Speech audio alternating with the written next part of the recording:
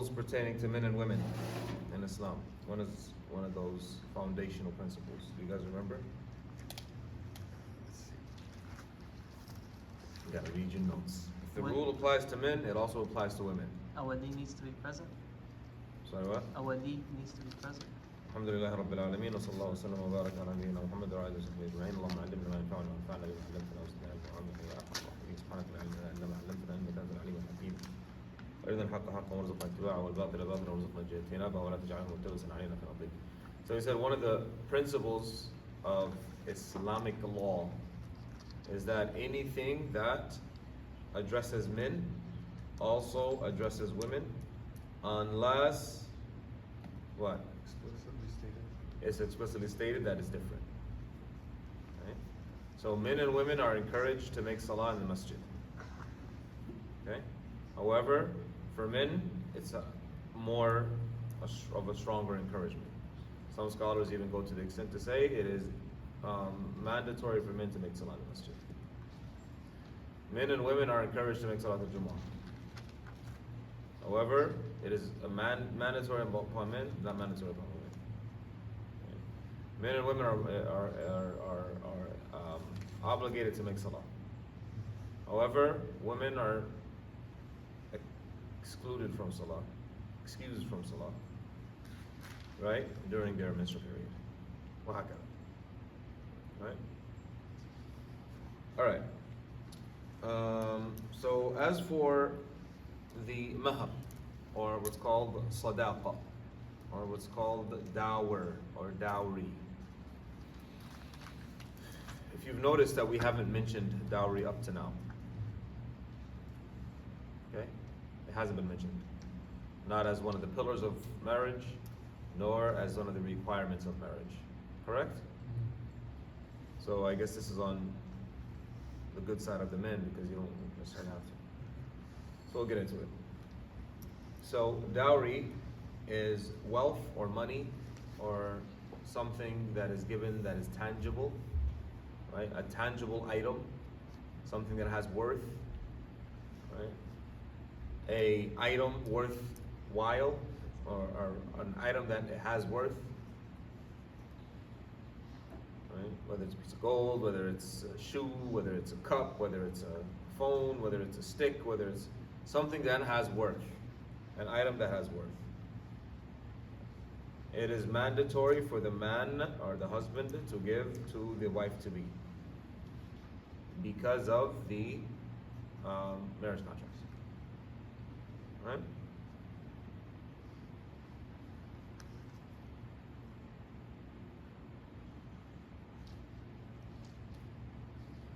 So, dowry is mandatory. It's what?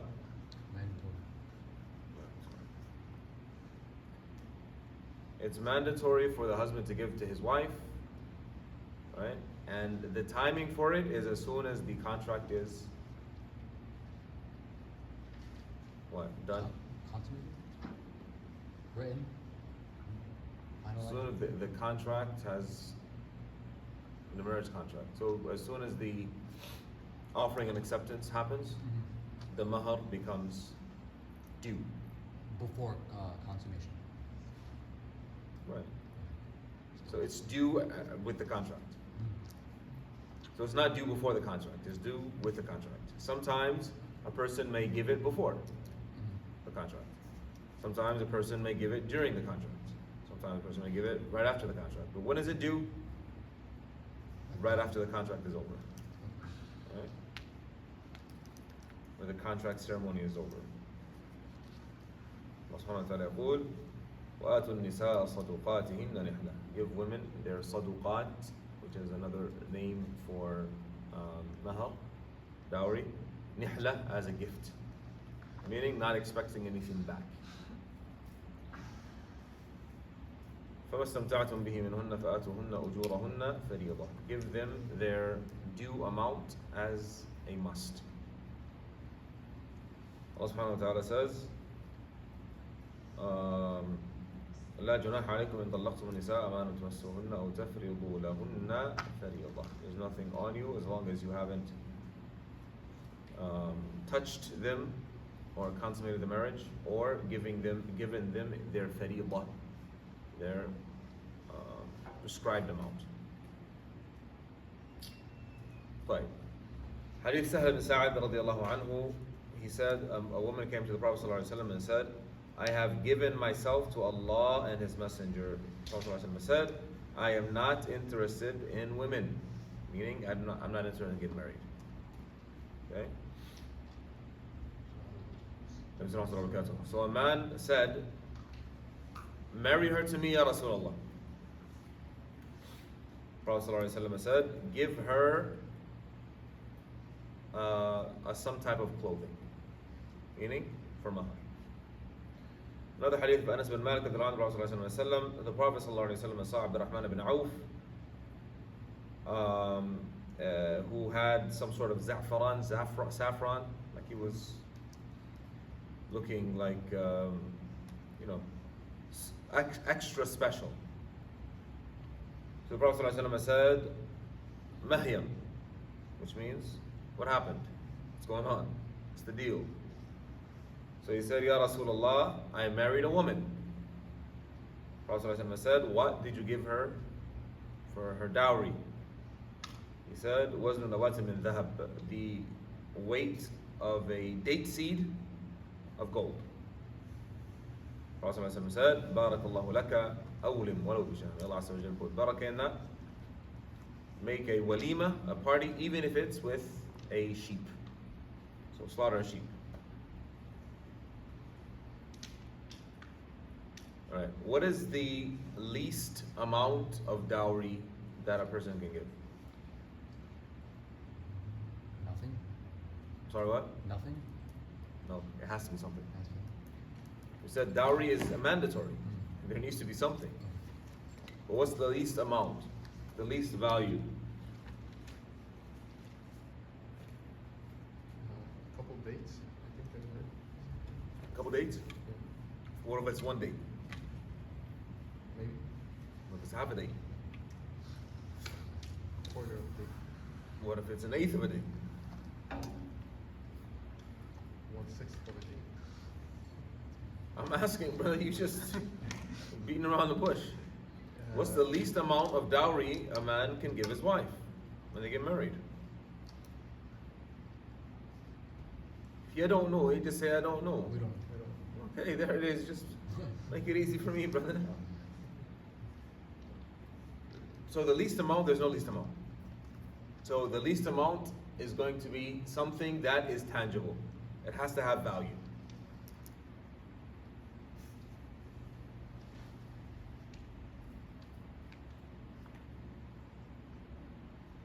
Prophet ﷺ said to Sahl ibn Sa'ad, give her even if it's a ring or even if it's a metal ring. Metal ring is not worth much. So give her even if it's a metal ring. But it is worth something. So something that has worth. And there is no limit to the most amount. Okay? So she can ask for the whole world. Right? If she wants. There's no limit.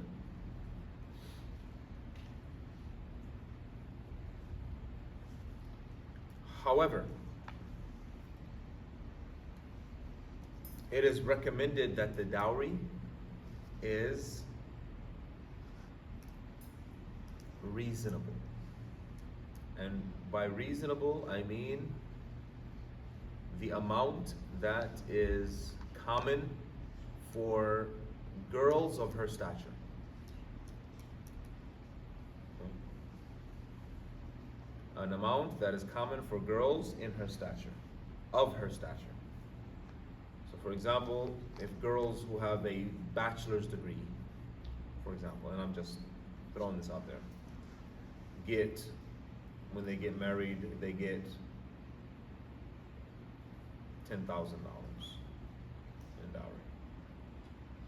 Then that should be the standard. Girls, for example, who have a master's get more, for Girls who have a business, they get more. They get a different amount. You know, the girls who are of a certain culture, right, have certain values. Girls kinda. So it depends on what's common. And you can still give her more or less, as long as there's an agreement, right? You can negotiate it down. It can be something that is deferred, and this is something that's very common in the Arab community, where there's a deferred amount. There's an upfront amount, which is sometimes it's $1. You know, sometimes it's a necklace, sometimes a gold chain, sometimes it's a mushaf, right? And the deferred amount would be in the event of divorce. It would be like 20,000 or like 40,000 or something like that. So there's no limit to Mahr. And it's also recommended that women do not ask for a whole lot for Mahr. Because when you don't ask for a whole lot, you're marrying based on merit. You're not marrying based on money. And if you marry based on merit and you ask for a reasonable amount, you know, and an amount that is enough for her to be able to buy some nice clothing, to dress up really good for her wedding, for her to have some saving money, you know, to fall back on, or to, you know, buy some of the things that she likes later on, then that's what's required. She asks for more, that's fine. She asks for less, that's also fine. Any questions about that? No? Okay. Why? Yeah. So you said it's something that's tangible. Is that like Has value. has value? You can put a number amount to it, a dollar amount on it. Okay. So if I go and walk on the street and I find a rock, Mm. right, and I say, I'm going to give you this rock as Mahr, No. right? You can catch a rock. Right? Yes? Assalamu alaikum. Walaikum salam, salam. I had a question. I wanted to know, will the marriage still be valid if the contract hasn't been signed?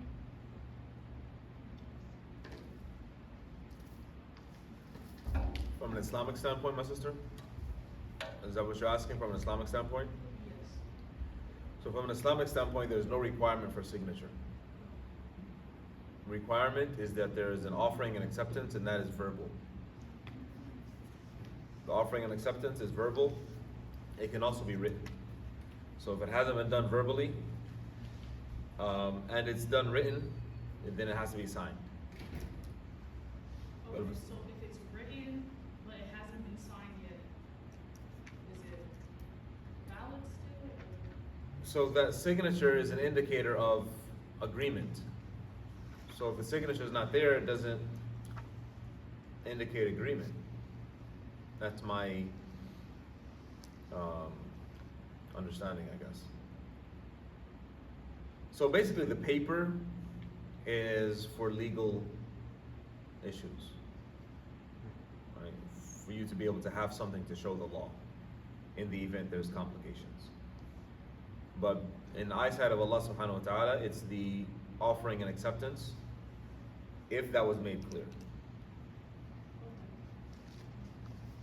Right? The wisdom for having dowry is for the man to show that he's serious about getting married and serious about taking care of this young lady. Right? I mean, it's not necessary that the lady is young, but you guys know what I mean. And to also show that he's willing to be honorable in taking care of this young lady, and he's able. Right? He can come up with something. And it's also a means for the wife to be able to purchase nice clothing to look nice for her husband. Why is the dowry given by the man, not by the woman? The man is the provider. Because the man is the provider. What else? You said something about inheritance, where during the inheritance, sometimes the man will receive more money. So I guess this is kind of like a way of evening it out. A way of evening it out.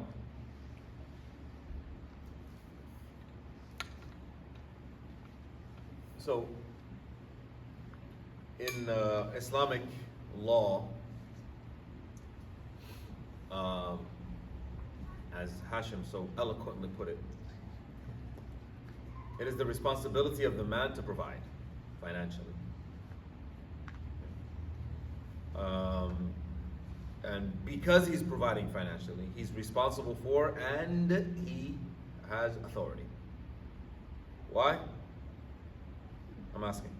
He's a protected provider. Because he provides financially. So if you take away the providing, right, this man is a bum, right, couch potato, who lives on food stamps, right? Not because he's injured, but he just likes it that way. He's not going out working, he's not providing. Then guess what? He no longer has authority. Right? So the reason what gives the man authority is because he's putting food on the table. Okay? He's not putting food on the table, he's taking that out of his hands. Yeah? Any questions? Of course, the woman, when she receives this mahr, this dowry, she owns it. It is not the property of her husband, nor is it the property of her father or even of her relatives. It's hers. It belongs to her. If she thereafter decides to give some of that dowry to someone else as a gift, then that's her choice. It's hers. It's hers to give. This doesn't mean you manipulate your wife into giving you some of that mahr. You know, I paid so much money to marry you. Now I'm in all this debt. Help a brother out, sister. You know, may Allah bless you and give you Jannah. Nah, brother. That's a bully. Right? You gave her dowry so she can have it. Now, you know, get creative and find ways to make some money so you can pay off your debts. It shouldn't be on her. It's not her responsibility. You got a question, brother? Yeah, I heard that some cultures, the father takes some of. That happens, but that's unlawful. That shouldn't happen. But what if, can it be stipulated that the father gets money for his daughter in situations? I mean, And gives it to her, Yani? if he gets Keeps money, it. she gets her money and he gets his money. For what? Wow. Nah. What if it's stipulated like, okay, That's something else. That's something called, different. you know, the P word. We ain't gonna say that in the masjid, brother. Astaghfirullah. You're not supposed to do that as Muslims, brother. Nah. La. It don't work like that, brother.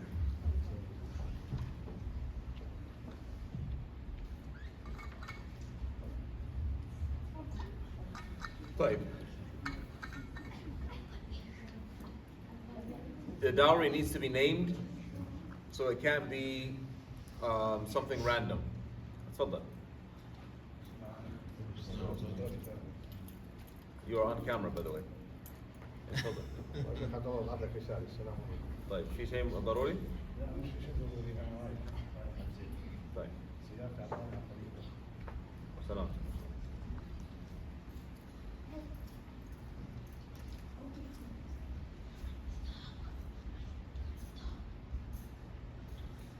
Alright, so dowry needs to be something that is valuable. It needs to be halal. It can't be a bottle of wine, for example. It needs to be halal to use, halal to own. It can't be a dog. Right? Why can't it be a dog? I'm asking. you can own a dog. You can own a dog. You can own a dog. But why can't it be a dog? It's impure. Because a dog cannot be sold. It's invaluable.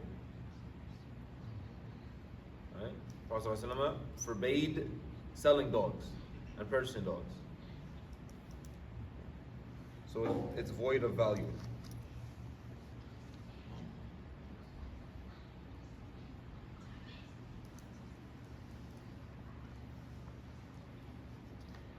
It can be something that's ambiguous. Yes, sister. I'm sorry. So Don't be sorry. Okay.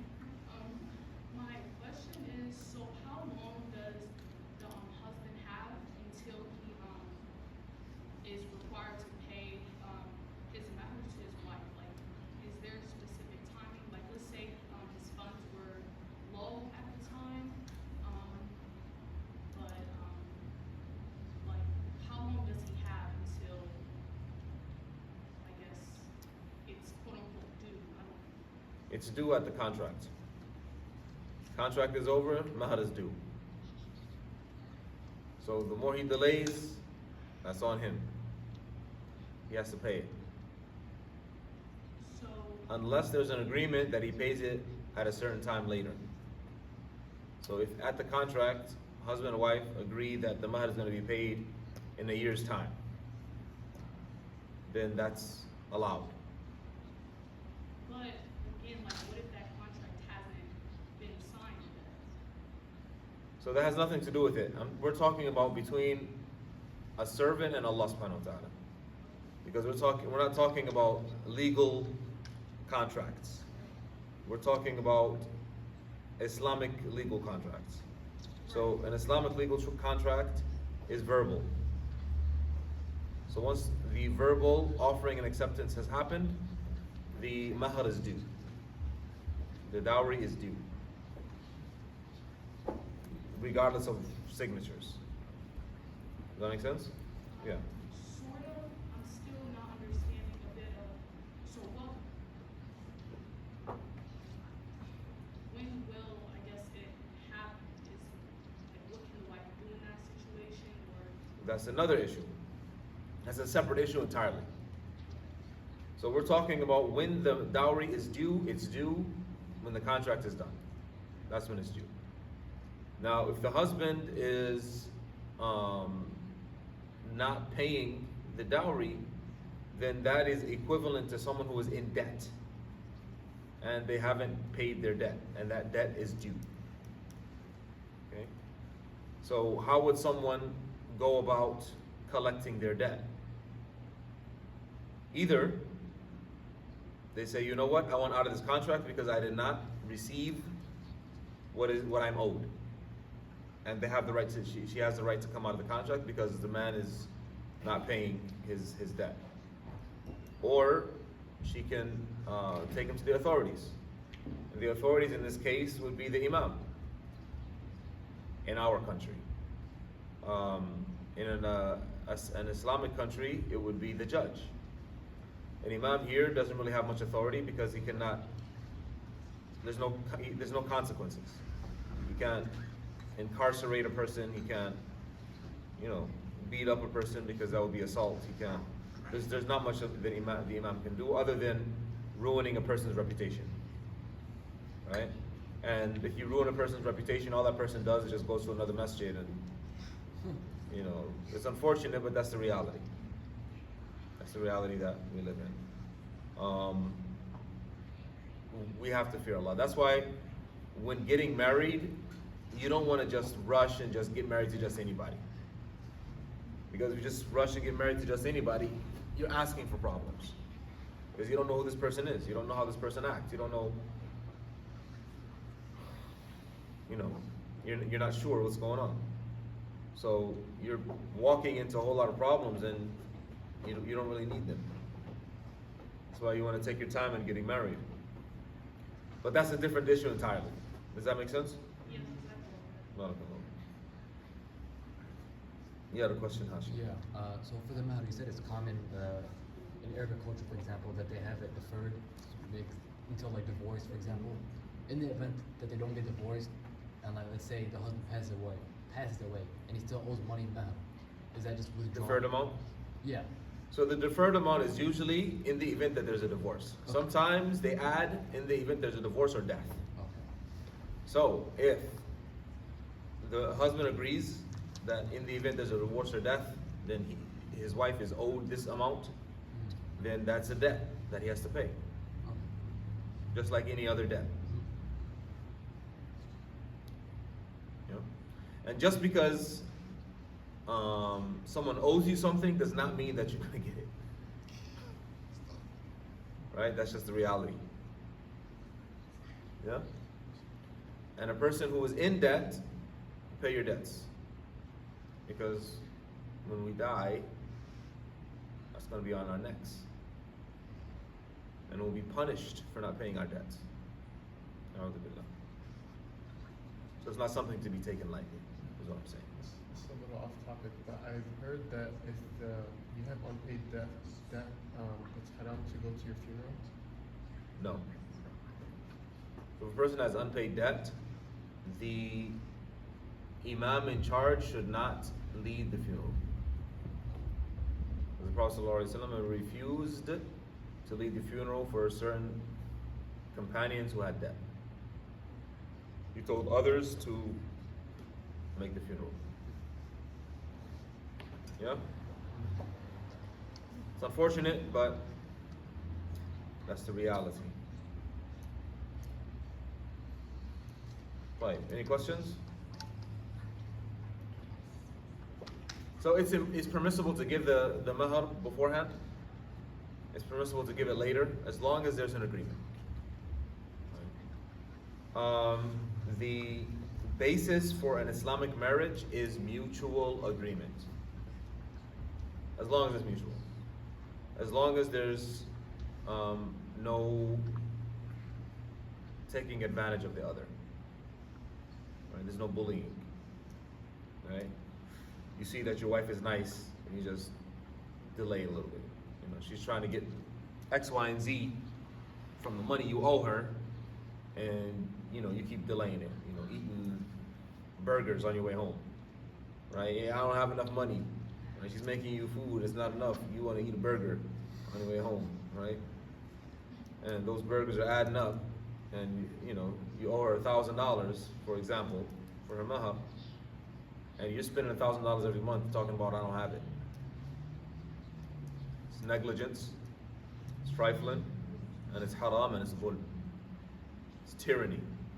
That you'll be asked for Yawm al-Qiyamah. You'll be asked about Yawm al-Qiyamah. Not to say that I'm doing that, right? Don't point any fingers. Fine. Any questions? As for rights that husbands and wife have upon each other, again, anything that is mentioned for men is also for women. Allah subhanahu wa ta'ala said, وَلَهُنَّ مِثْلُ الَّذِي عَلَيْهِنَّ بِالْمَعْرُوفِ وَلِلرِّجَالِ عَلَيْهِنَّ دَرَجَةٌ. For them, meaning for the women, is the same that is upon them, meaning the women. As long as it's bil-ma'roof, within reasonability. However, وَلِلرِّجَالِ عَلَيْهِنَّ دَرَجَةٌ, men have one level up over them. What is that level up? I'm asking. What is the level up? Obedience. Obedience.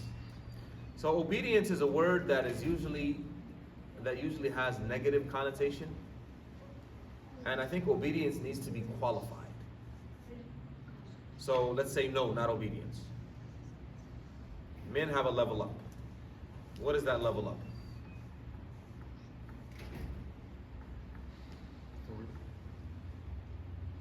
Authority, but why? Yeah. الرجال قوامون على النساء. Continue. الرجال قوامون على النساء بما فضل الله بعضهم على بعض وبما أنفقوا من أموالهم. There, that's it. One, because this is what Allah chose. Men have authority over women. This is referring to marriage, not all the time. You see a woman on the street, woman, get out the way. I got authority over you. I'm a man. It says it in the Quran. No, but that's not how it works. Right? Sometimes the brothers are ignorant, brother. That is not how it works. So in a marriage, the husband has authority in the household over his wife. Why? بِمَا فَضَّلَ اللَّهُ بَعْضَهُمْ عَلَى بَعْضٍ. Because of what Allah preferred some of them over the others. Basically, this is Allah's choice. And on top of that, وَبِمَا أَنفَقُوا مِنْ أَمْوَالِهِمْ. And because of what they have spent of their wealth. So, You're spending money, in return, you're in charge. Okay? You're spending money, in return, you're in charge. But what does it mean to be in charge?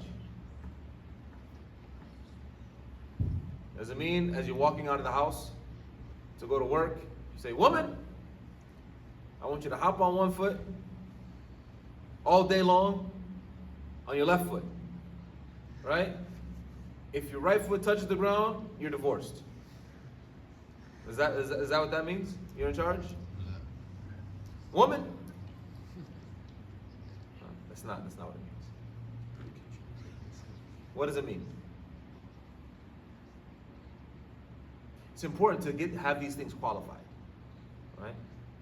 These things need to be qualified because unfortunately, when we have marriages, Islamic marriages, that are void of culture and how things are done in a certain place or a certain country or in a certain culture, right? And the culture that you come from or the environment that you are in is void of inner religiosity. So you take the verbs or the words literally, right? And you end up doing a whole lot of tyranny, and that's a problem. So what does it mean that a husband has authority over his wife? I'm asking. I mean, y'all are quiet like you have no idea.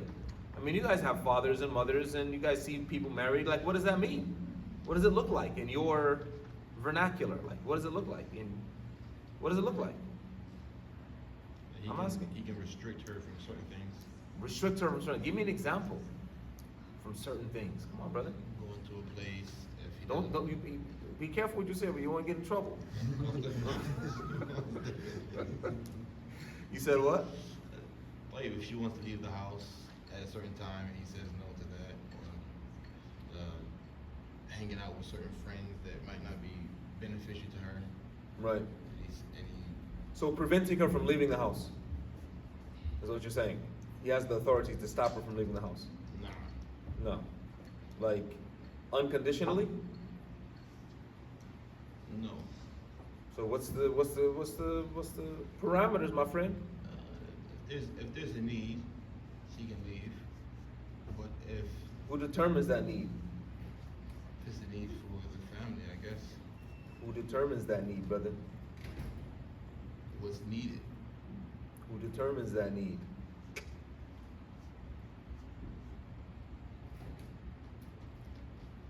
So, because marriages are so different from one culture to another, the Quran and Sunnah did not qualify any of these things. Okay? So, authority is established. What that authority means? Reasonability. What is reasonable? Every culture is different. Depends on your norms. So, if in your culture it's normal for your wife to hang out with her friends every night, right? That's in your culture. But she doesn't do it, except on Mondays, for example. And I'm just throwing this out there. And you don't like her going to her friends on Monday. She's at home on Tuesday, Wednesday, Thursday, Friday, Saturday, and Sunday. Right? For you. And then you don't want her to go out and hang out with her friends on Monday. That's not reasonable. Right? You can tell her, woman, don't leave the house. She can say, okay, no problem. As soon as you go to bed, she leaves the house, she's good. There's nothing wrong with that. Why? Because it is her right to disobey her husband in this particular circumstance. Right? Within reasonability. That's what we're talking about. Who determines reasonability? The norms, the culture. Right? What is normal? Okay. Now the norms may be different from your culture to her culture. Got to talk about it. Okay. Now, when does this become like a major issue? It becomes a major issue when, excuse me, there's a dispute on what's reasonable. Yes, Hassan. What is dispute? Dispute, argument, disagreement, misunderstanding. Yeah? So there's a dispute on what's normal, what the norms are. So Hamza thinks that it's not reasonable for his wife to visit her parents on a Thursday at 4 p.m., from 4 p.m. to 8. He thinks it's not reasonable because his friends are coming over and he needs his wife to help entertain his friends. His wife says, I don't want to entertain his friends. This is a special day for me. You know, I need to see my dad. I'm not feeling good. Right? The hell with your friends. Or you entertain your friends and keep me out of this. Right? He thinks she's being unreasonable. She thinks he's being unreasonable. There's a dispute, misunderstanding. Okay? Does he force her to stay at home? Woman! What's wrong with you? You gotta listen to your husband. You gotta be obedient. You hear the Prophet ﷺ say, right? If I were to command anybody to prostrate to another, it would be a wife to prostrate to her husband. Yes. Woman. Is that what he's supposed to do? Is that the proper code of conduct?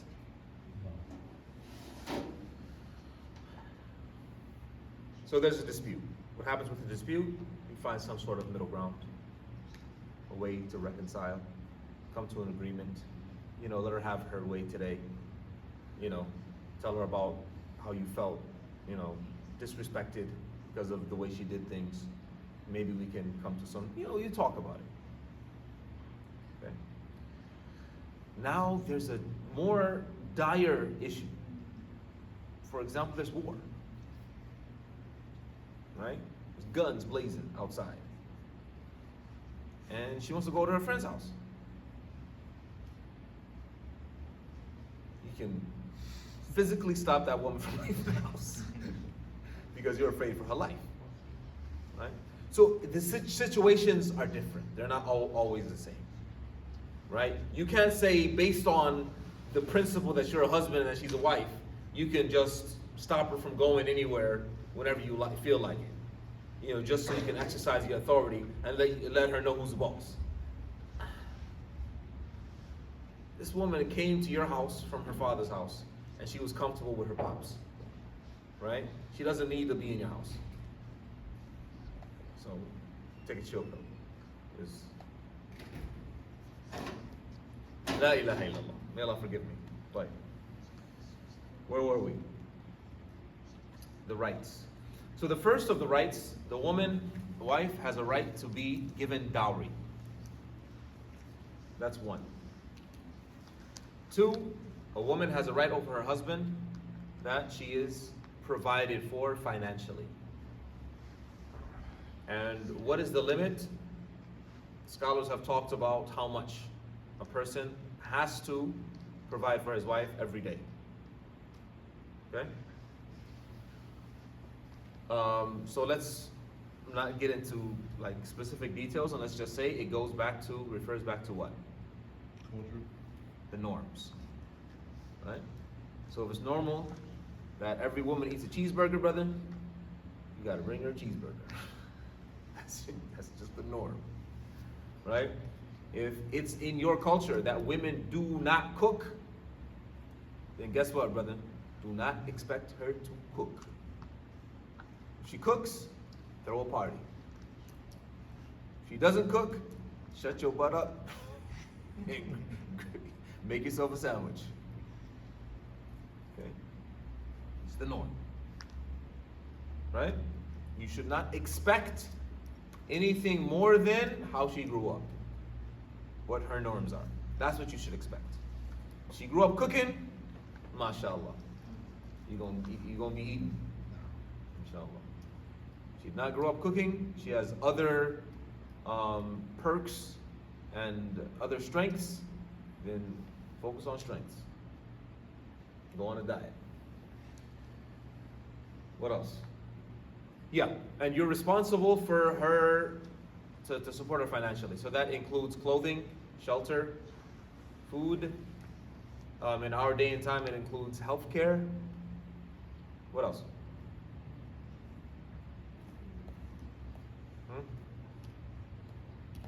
The basics. So if she wants to buy a gift for her friend, that's not your responsibility. If she wants to, buy a new dress, that's not your responsibility if she doesn't need it. If she wants to go to Paris every year, that's not your responsibility. Right. Within reasonability. Ayo. So like, I don't know how to word this, but like mixing cultures, I guess. So You guys have to come to an agreement. That's the thing about marriage. Most issues with marriage are going to refer back to mutual agreement. Right? Because both of you are giving in a relationship. Both the husband and wife are giving something up in order to be in this relationship. Right? So in order for the relationship to be successful, there needs to be common ground. Talk things out. Right? You want to be in it, she wants to be in it. Let's work it out. So the second is, what did we say the second one is? Financially being provided for. Financial support. Not support, but financial what? Provision. Provision. Yeah. The third is, Okay. intercourse. It's a woman's right. How many days a week? How many days a month? What does that refer back to? Cultural norm. It refers back to need. Right? Mutual agreement. That's 3. 4, being kind. Kindness. Allah subhanahu wa ta'ala said, وَعَاشِرُوهُنَّ بِالْمَعْرُوفِ. Interact with them through ma'roof. Ma'roof is what? Cultural norms. Prophet ﷺ said, رِفْقًا بِالْقَوَارِيرِ. Be kind with the vessels, the glass vessels. See, that's how we refer to women, as glass vessels. A glass vessel, if you mishandle it, it breaks. Right? Prophet ﷺ also said, the best of you are the best of you to their wives. He said, أهله, which refers to wives. And I am the best of you to my wives. Or to my wife. Prophet ﷺ used to play games with his wives, used to laugh, joke, have fun, right? He used to help out in the house, he used to do all kinds of things. Salawatullahi wa salamu alayhi. Number 5, if a person has more than one wife, then he has to treat them with justice.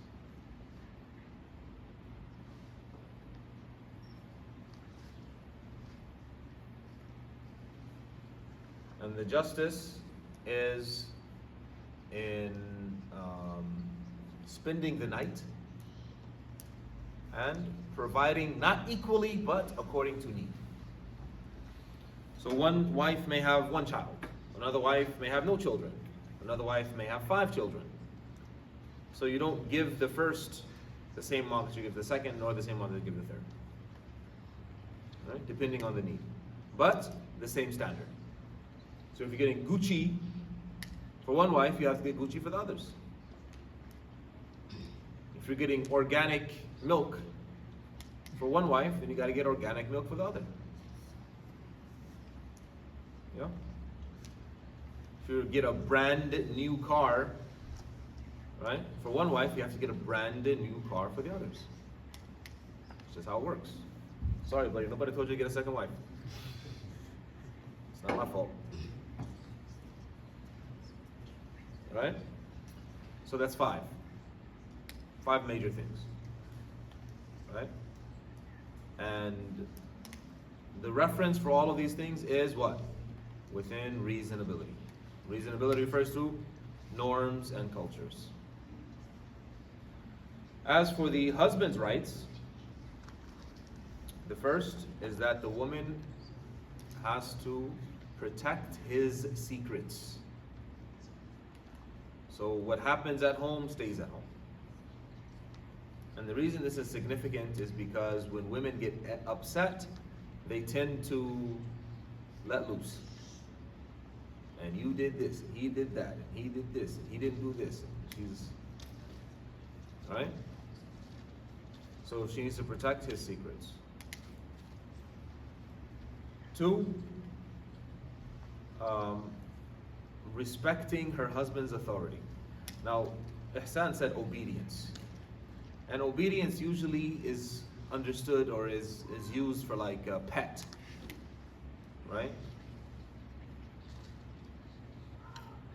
Right? The pet is obedient, like the dog is obedient, for example. So a better term would be she respects his authority. So for example, she knows that he does not like it when she goes to the store on Sundays because it's his day off. Right? She should not go to the store on Sundays. Right? It shouldn't be an issue. Right? You already know, sister, that I ain't cool with that. So don't be a hothead, you know, stay home. Right? Now, if she does go on Sunday because she is upset with him for something he did on Saturday, you know, just to dare him to do something stupid, then he should just let it slide.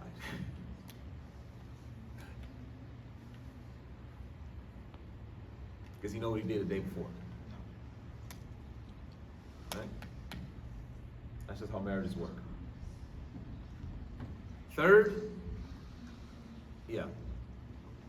So where does it go from like control, like, you know, like having requests not to do something to control, you know, like controlling someone? You know, I'm like- sorry, say that again. Like, you know, that's like a reasonable request maybe, but like there's stuff that happens because people think that's okay, that they start controlling the other person, the wife. So like, at what level? Because I don't think anyone would actually know. That's another issue. So that gets into like narcissism and gets into, you know, so what tends to happen when there's abuse in a household, it's because one of the spouses feels like they can get away with it. Right? There's no consequences. So when he feels like he can take advantage of this woman, you know, because she loves him, for example, or she feels like she can take advantage of this man because she's so beautiful, for example, and there's all kinds of men out there that want her, so she can, you know, interact or do things however she wants, right? She has to answer to Allah subhanahu wa ta'ala. He has to answer to Allah subhanahu wa ta'ala. Right? That's an issue of tadayyun. It's an issue of an illness in your heart. Right? You feel like you can treat people however you want. That's a different issue. Okay? When there's a relationship between a husband and wife, the judge needs to always be Allah subhanahu wa ta'ala, because there's no other intermediary between them. The third right that a husband has over his wife is intercourse. As she has right to intercourse, he also has right to intercourse. Now, his right is, I guess, stronger because of the nature of men, where the Prophet ﷺ said that if he calls her, then she is to respond. Now, she is to respond unless there's an issue, right? She's breastfeeding the baby. Saying, brother, you're gonna have to wait, right? She's sick, right? You know, she's got other things going on, brother. You know, take it easy. Right? So again, it goes back to reasonability. If there's nothing wrong, she's just chilling on the couch, got nothing to do, right? And he's like, sister, Bismillah. You're like, no, I'm trying to watch this series. You know, I don't want to miss anything. That's, in that case, that's when the curse of the angels is on her. Right? Clear? I'm trying to be as vague as possible and clear as possible. So, if you understand, you understand. If you don't, manish. Number 4 is to protect his wealth and his home.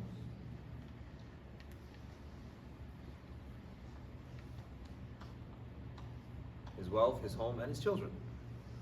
Because most of the time, in most cases, a man goes out, he leaves, and the woman stays home. So while he's out, you know, she can sell all the furniture, you know, she can sell the house, she can do all kinds of things with the house. So he's entrusting her with his belongings. I mean, the belongings that are his, because there are also belongings that are hers. So he's entrusting her with, you know, his belongings. So she needs to be trustworthy. This does not mean that she cannot take some of his belongings if it's needed. Salama radiallahu anha, Salama, not Salama, no. Hind bint Utbah, forgive me, that was wrong. Hind bint Utbah radiallahu anha told the Prophet ﷺ that Abu Sufyan is stingy and he doesn't give me enough for my children. The Prophet ﷺ told her to take from his wealth what you need, as long as it's bil ma'ruf, within reasonability. Right? So she knows where you put your money. Right? She knows where the stack is at. So if you're being stingy, she can go in the stack, take out what she needs, and, you know, get what she needs. Yeah? 5 and last is that she also treats him with kindness within reasonability.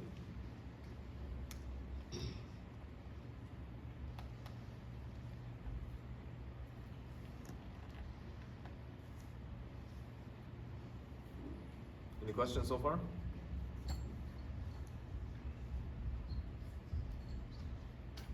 All right. As for the rights that are mutual, and it's pretty much everything else.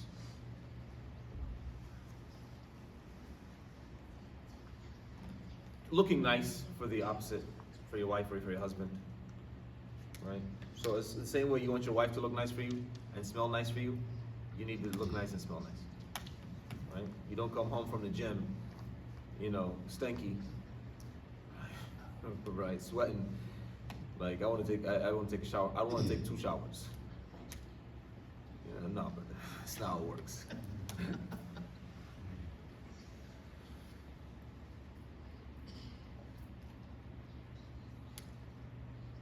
It is recommended that a marriage is announced, as the Prophet ﷺ said, "Awlim walau bisha."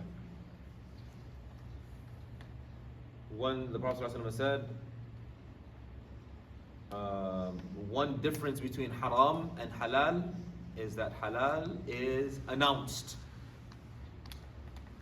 Halal is announced.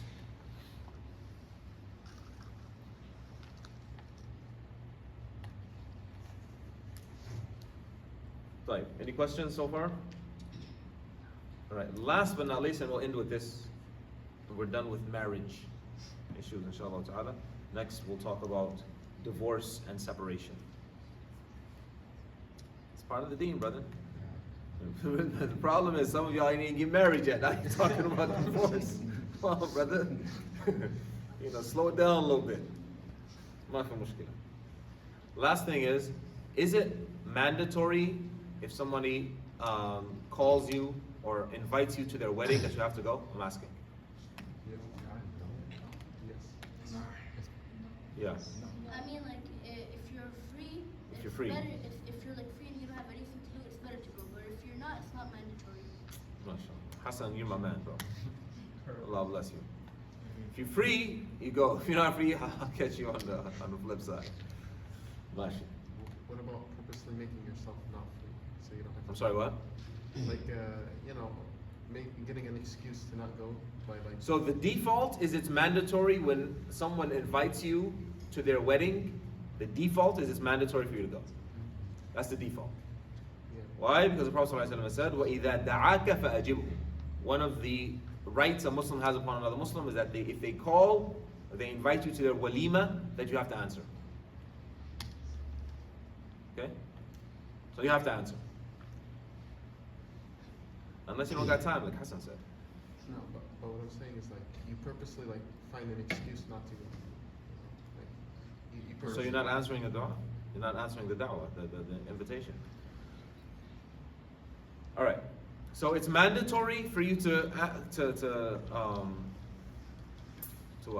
attend the wedding invite. Accept the invitation and go if it's the first wedding.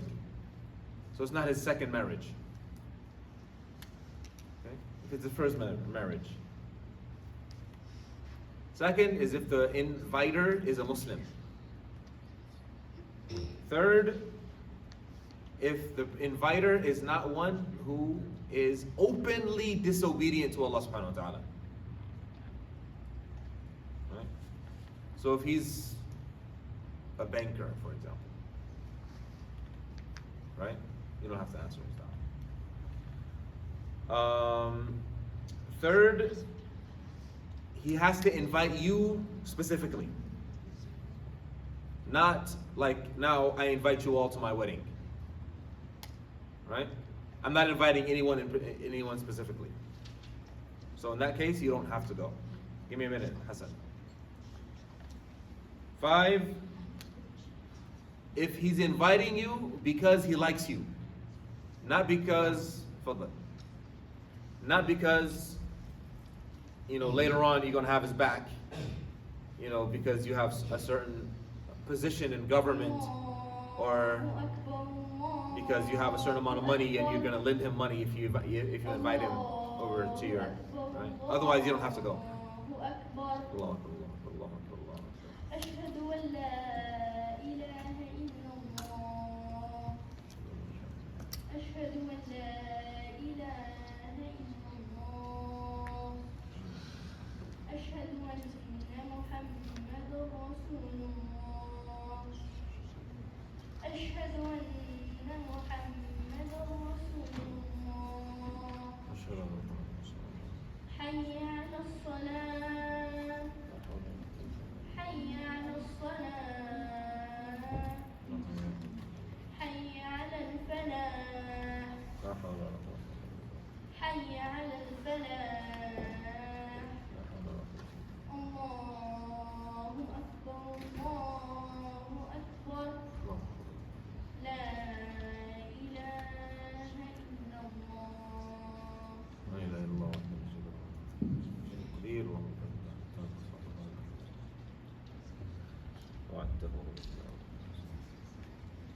So 5, it needs to be for friendship. Not because he wants something from you, or because he's avoiding your harm. Right? So if I don't invite Hashim to my wedding, he's gonna blast me on Jummah. He's gonna stand up and scream. So I gotta invite him. Not because I like him, but because I need him. So if I invite you, Hashim, you don't have to come. Because I'm not inviting you because I like you. I'm sorry, Hashim. Somebody had to take the fall. I'm sorry. 6 is it's mandatory to answer an invitation unless there is haram that is being conducted at the wedding. So there's free mixing at the wedding. There's alcohol being served at the wedding. There's satanic music being played at the wedding. You don't have to. Rather, it's better you don't go. Yeah. As you said, what do you mean by satanic music? Does that mean just in Most music is satanic. So it's normal music in general? What's normal music? No, it's like Most music is satanic. Right? Most music is I love you, you love me, right? Let's hang out, let's go, let's do this, let's do that, let's commit haram, let's drink alcohol, that's music, that's most music. Yes. By satanic, do you mean like the voice of the shaitan? I don't mean it's the voice of the shaitan, I mean it invites the shaitan. Yeah. Music is an issue that is quite broad. Majority of scholars say that music is haram. Any musical instrument is haram. That's the majority of the scholars, vast majority of the scholars. There are a few scholars that are well respected, very few, not much, not many, very few. They're well respected, and their opinions are heavy. They have said, or their opinion is that music is halal with conditions. Unfortunately, in most Muslim gatherings, music is just halal because of the opinions of a few that are respected. And then when someone says that it is haram, they get upset with you because you're not addressing the minority opinion that is, controversial anyway. So anytime somebody says music is bad, there's an issue that arises. So that's the reality. Anyway.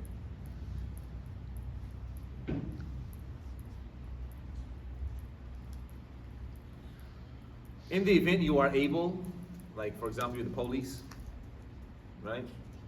And you can stop people from drinking alcohol at the wedding, and stop people from committing these haram acts, disobedience at the wedding, then by all means, go ahead. Right? Zakaria. Is there any hadiths that would say music is haram or is it makruh? Music.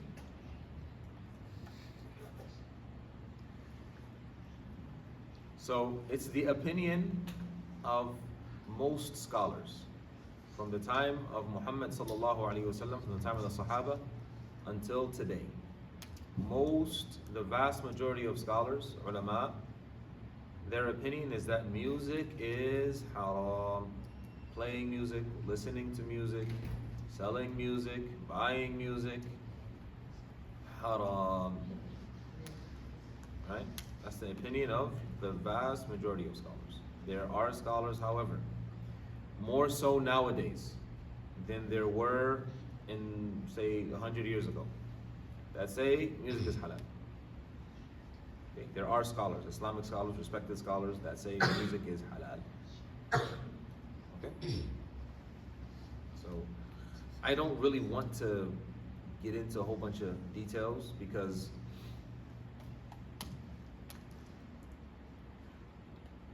anyone, you can do your own research.